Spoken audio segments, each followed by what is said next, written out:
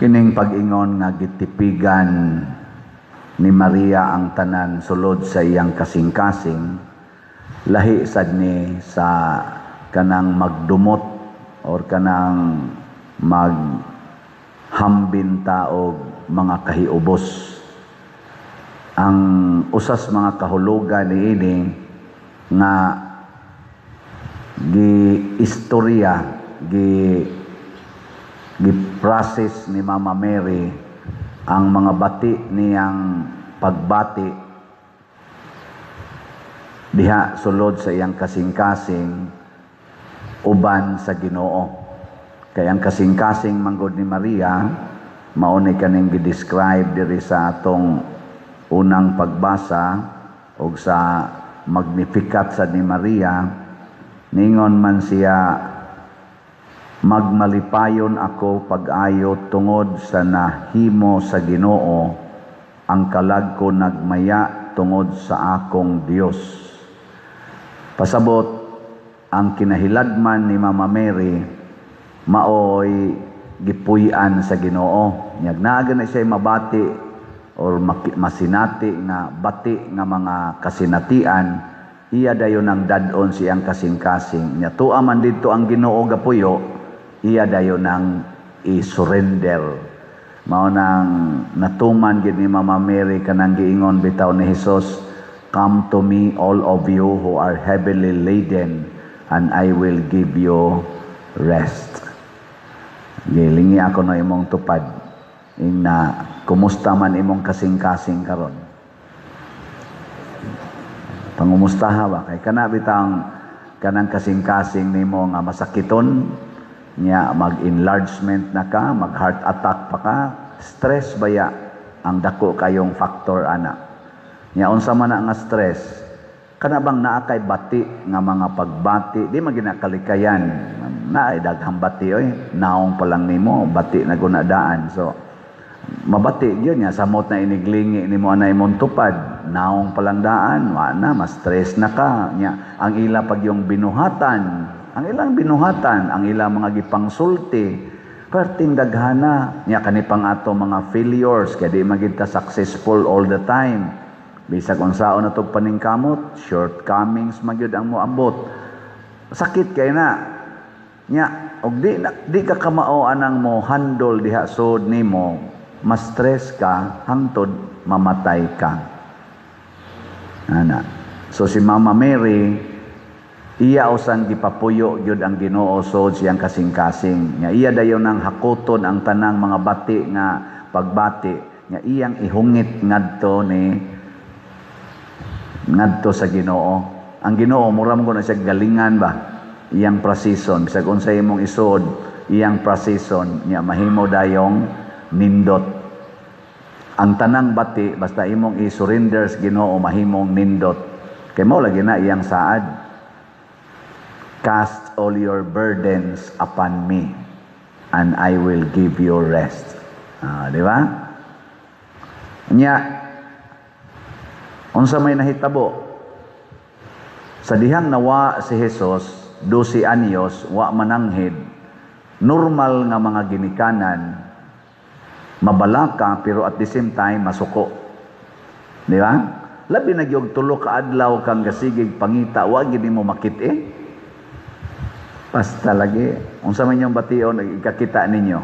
Nya galingkod-lingkod na dahil dito sa kompyuteran.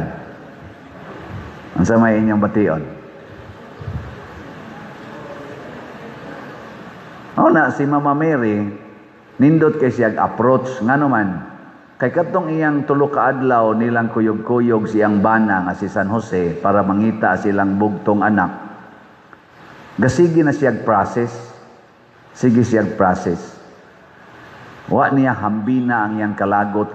Karon ka lang makitaan ka na kung buang karon ka lang yan. Wa siya anak. Kita, para na mga asawa, mangita sa bana, magsigim nagyaw yung masakpan talang yung kang animal kabantit at yung kanako anak no mo na ini kasakop na mo blabok dayon anak dayon na. Pero si Mama Mary samtang nangita sila gasigi siyang process mo sad si Saint Joseph anak pagkakita gid nila ni Jesus Unsa may gisulti ni Mama Mary?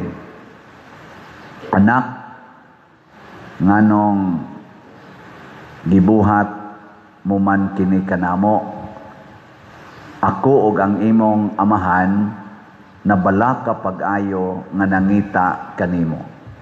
Nindota pagkasulti, no? Pero pagtubag ni Hesus, lami kay kumuton ang baba. Ambot gayong sa kani pagsulti dito, pero kung kita'y pasultihon, tanawa ang tubag ni Hesus, ha? Nganong nangita paman kamo kanako? Wala ba kamo masayod na kinahanglang anhi mangyud ko sa balay sa akong amahan?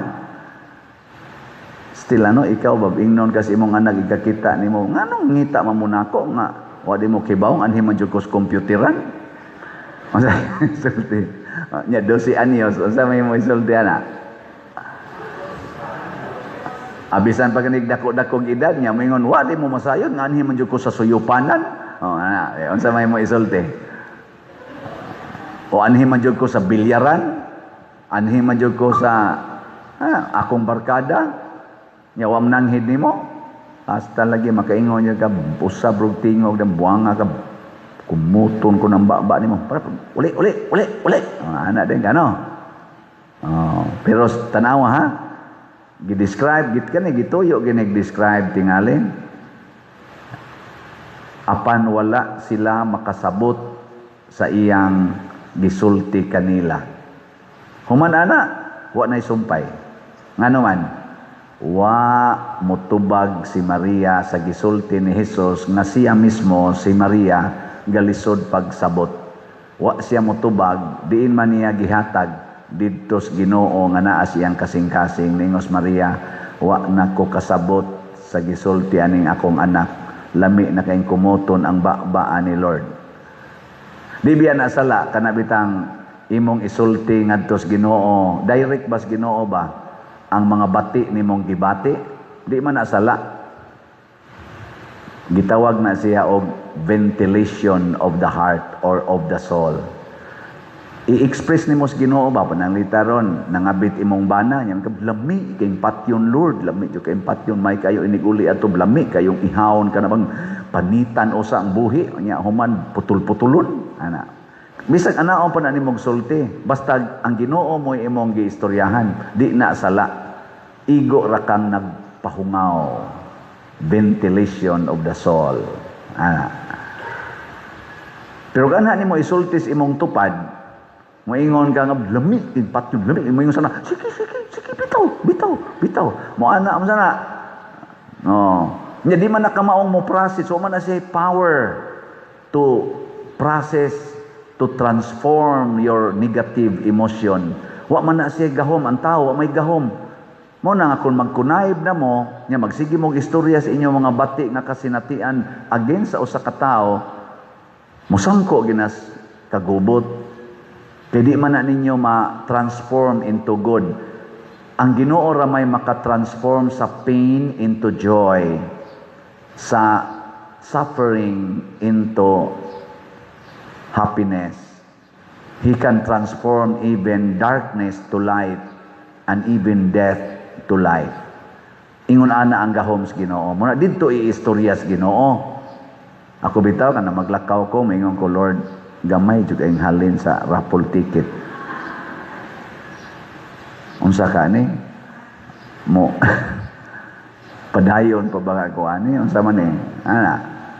Nya maingon dayong Ginoo, ay padayon lang. Sagdi lang gud, gamay kay halin. Mudaghan ra lagi na. Ngano man sad ni sila Lord oy nga. Sige man ta ni follow unta nako sila. Daghan naman ning nag-follow nako, 200 pila na ni akong subscriber karon sa YouTube, 294,000 naman ta ni Lord. Mamalit lang unta ni sila og sagtagsa lang ka ticket, ikaugma 294,000 na unta ang halin. Ngayon sa damo tubag-tubag mo sa Ginoo, ina naman Ginoo mo transform siya. Ayaw lang sad kay mamalit na silang dungan silang tanan, magkabuang sa mugdawat. Ana mo sad. Onya og magsige nagpalit kada adlaw og tag usa ka ticket.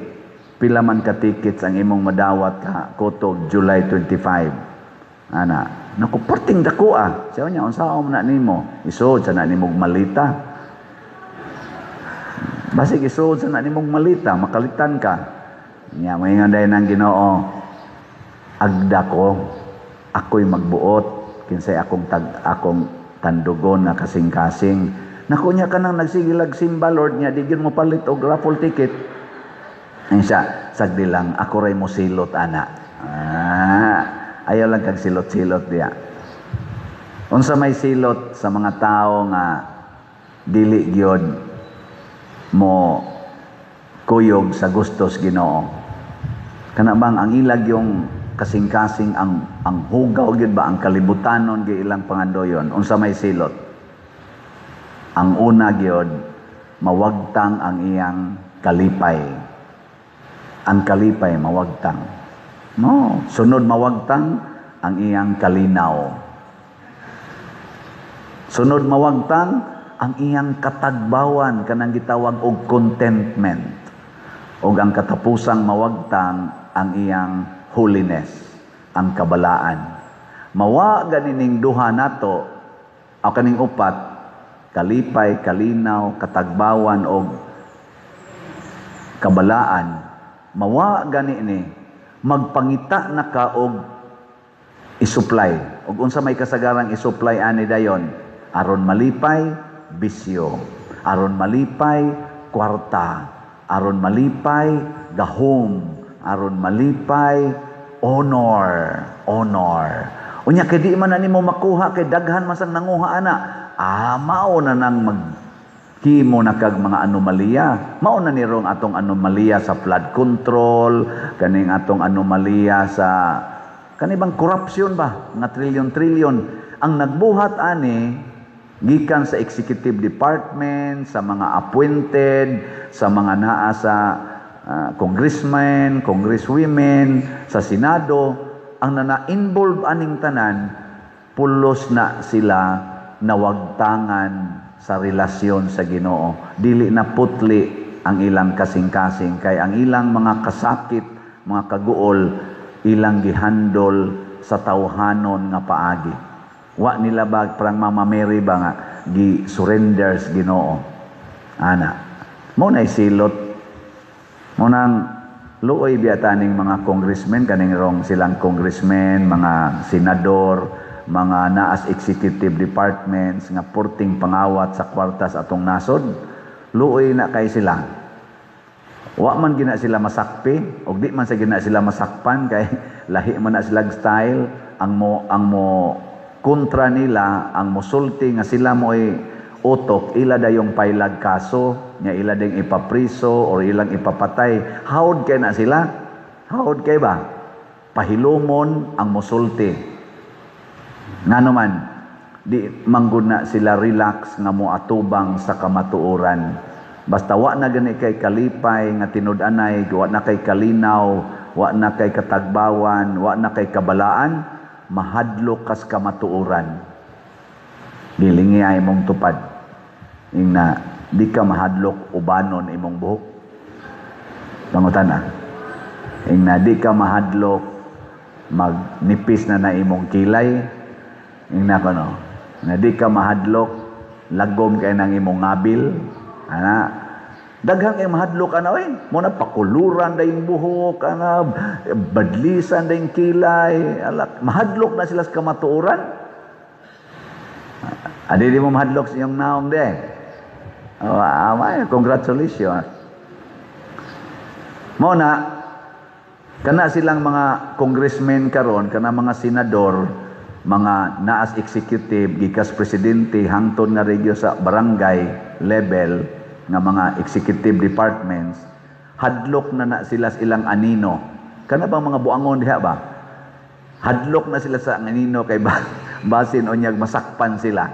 Mo na sige man silang paldo-paldo karon, siging paldo-paldo panatapin anay gyud. Klaro na kayong galawan ay matud pas Tagalog. Klaro na kayo ang galawan. Basta na gani mo sulti nga mauni sila nang ngawat aning kwarta. Ala dayon, sige yun. At takihon gyud maayo. Pero katong wa mo sulti, awa nay kaso eh. Kadto ding nilayat nga to speakas nawa na mo tingog, awa na kaso, pero sa ato, announce dayon na anay kaso si Kuan, anay kaso, pagbalhin nga to speakers, hilaw na yun, wa na kaso. Ingon ana ang silot, mawa ang imong kalinaw, mawa ang imong kalipay, mawa ang imong contentment, ug ang imong kabalaan. Imagine ha, unsa kaluoy ang atong mga elected officials. Pagkadako sa gasas Ginoo nga gihatag nila.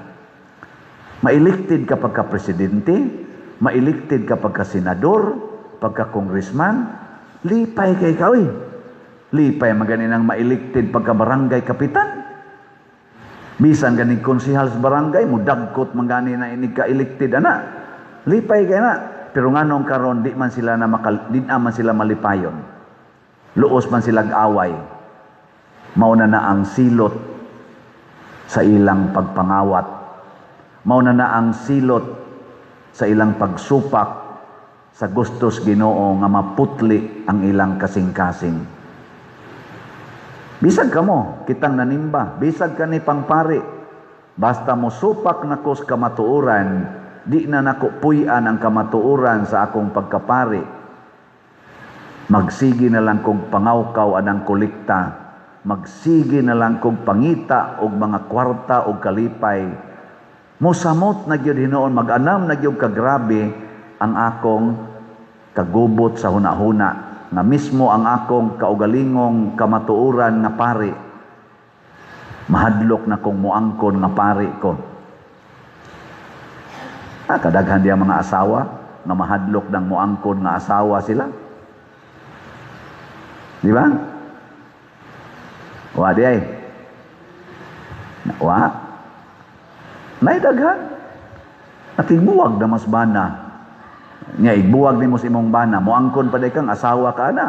Di oy.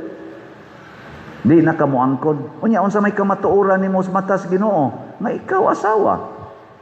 Si Maria wa mohunong sa iyang pagkaasawa o pagkainahan, bisan pagdidto na sa tiilan sa cross, relax sa kay Mama Mary. Nganuman kay ang iyang kasing-kasing na ay tinuod nga kalinaw, na ay tinuod nga kalipay, na ay tinuod nga katagbawan o kabalaan.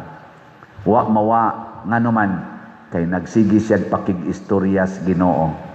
Sugod karon assignment, pakig-istoryas Ginoo ing na, Lord, pila ka ticket akong paliton.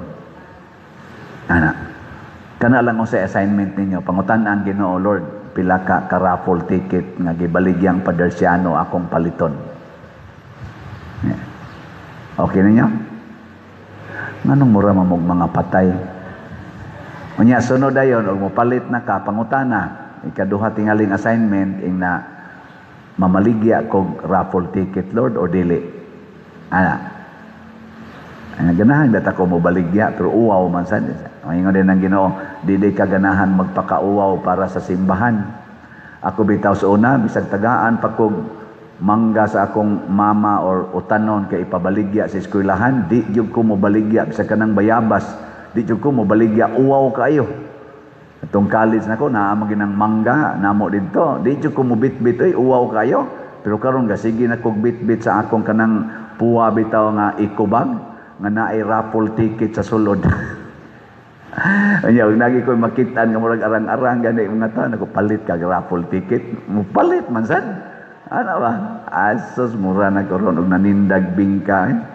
Sige, bit-bit, nana.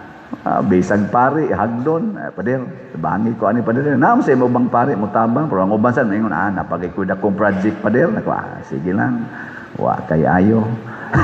Adi sa kumuanan. Ako ra isultis Ginoo, Lord, wa man mo palit, Lord. Dito lang sa lain. Sige lang, bit-bit ba? So ay na ninyo, magpakauwaw ta para simbahan. Magpakauwaw ta para sa kaluwasan. Magpakauwaw ta para sa atong nasod. Magpakauwaw ta o magantos ta para mauswag ang atong nasod, dili maut-ot.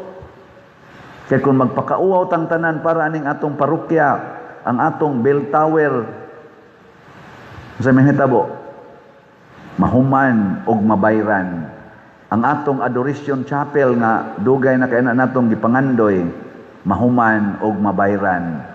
Ang ato dihang bag-ong CR mapadayon ginagtrabaho mahuman pagyud unya mabayran. Ang ato dihang atubangan ng Walk of Apostles nindot kay na kay makapabalaan gina nato si kitag ampo diha sa mga apostoles kuyog ni Santiago atong patron. Mahuman sad na og mabayran og labaw sa tanan kaning atong lingkuranan nga nanay mga hapit na muyaka ang uban mahuman og mabayran sad. Ninduta no? Pero nagkinahanglan og putli nga kasing-kasing. Kanang kasing-kasing nga andam musunod unsay gustos Ginoo.